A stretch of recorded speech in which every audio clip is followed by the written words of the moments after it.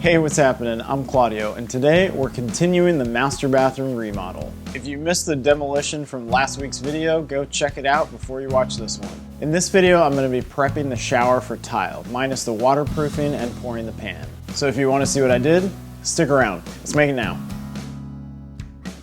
We decided that our shower would have a shelf, or shower nook. It's a little more work, but adds a custom look and is very functional to store soaps and shampoos. I measured out where I wanted it to sit and drew some level lines to the neighboring studs. Over at the miter saw, I cut up all the 2x4s to length. I cut 2 jack studs for the bottom, 2 for the top side, and the 2 plates. This is the basic shape of how they would sit. I nailed and screwed the upper and lower jack studs as well as the cross plates. I was careful to make sure the lower shelf was not level, but sloped down towards the shower. This reduces the risk of water leaking in through the nook.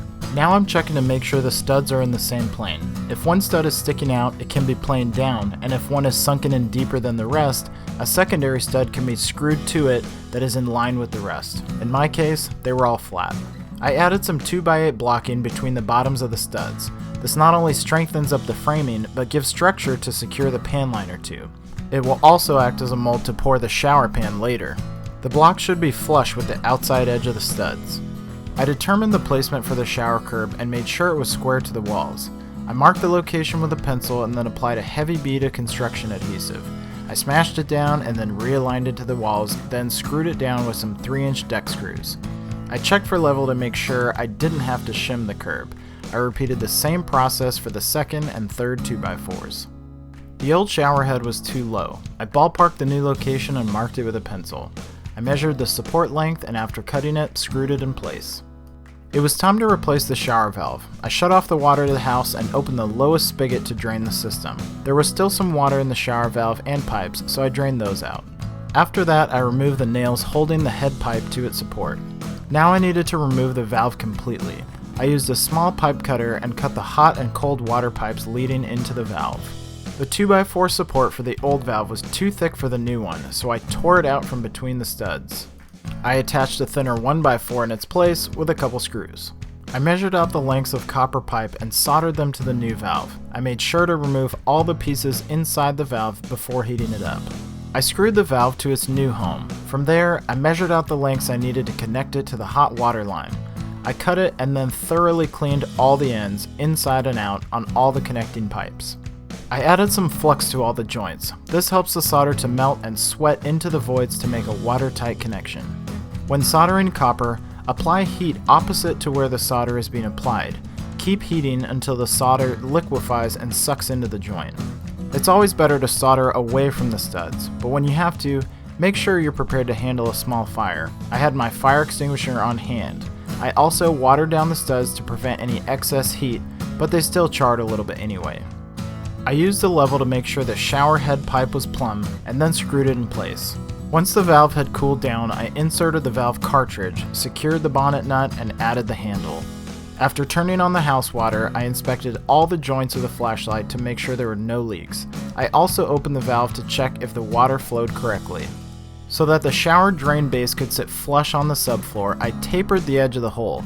This can be done many different ways, but it's easiest with a reciprocating saw and a long blade.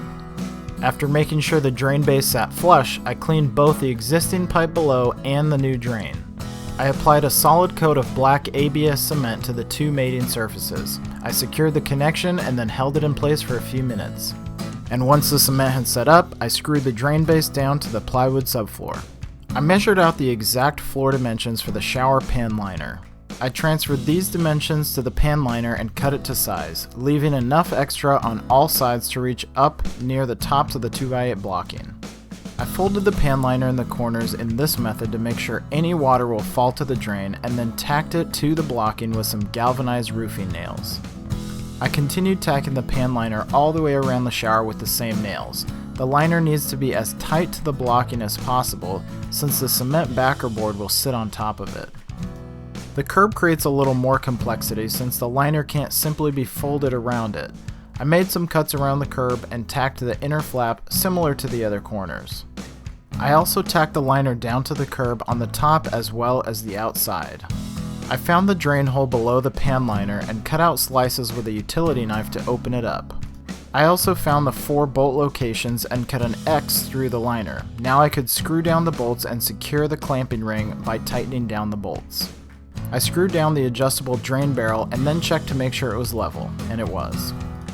I applied construction adhesive to all the studs and then put up the cement backer board.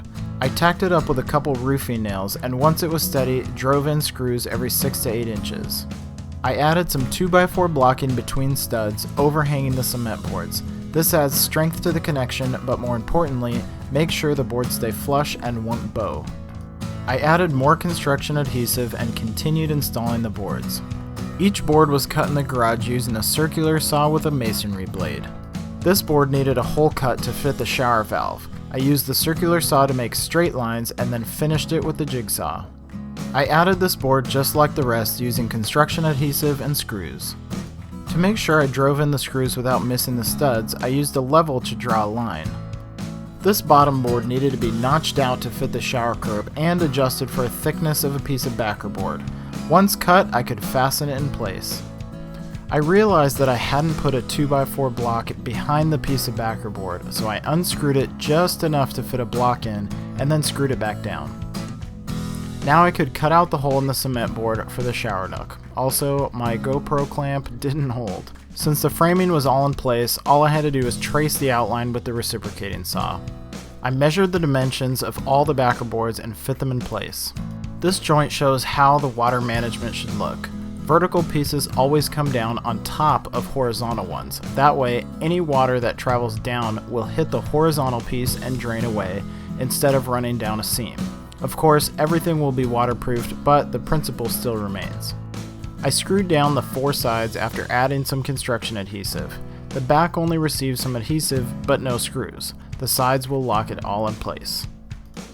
That's where we're going to stop this video. Other than waterproofing, the shower's ready to have the pan poured and the tile installed. You have to keep watching my upcoming videos to see how this bathroom turns out. If you like this video, hit that thumbs up button and let me know about it in the comments. To see what I'm up to now, you can follow me on social media at Make It Now channel, and you can check out all my past projects on my website at makeitnow.tv. Thanks for watching, and we'll see you next time.